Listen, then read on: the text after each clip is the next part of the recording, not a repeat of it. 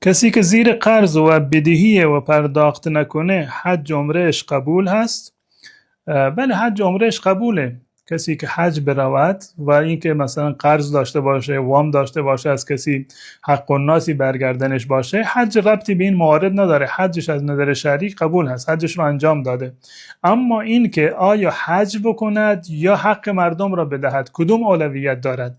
در این صورت اولویت با این است بالفرض اگر کسی مقروض هست، بدهی داره، الان یک مقدار پولی جمع کرده، میتونه که با این پول مثلا بره به حج و میتواند که این پول رو بده به بدهیاش. کدوم اولویت دارد؟ اولویتش این است که باید حق مردم را بدهد، بدهی‌های خودش را بدهد. بعد از آن اگر پولی ماند توانست به حج برود، خب حج بر اون فرضه، باید برود. اما اگر بالفرض اگر بدهی را داد، پولی برای حج باقی نماند، در این صورت حج بر اون فرضی نیست و گناهی نکرده.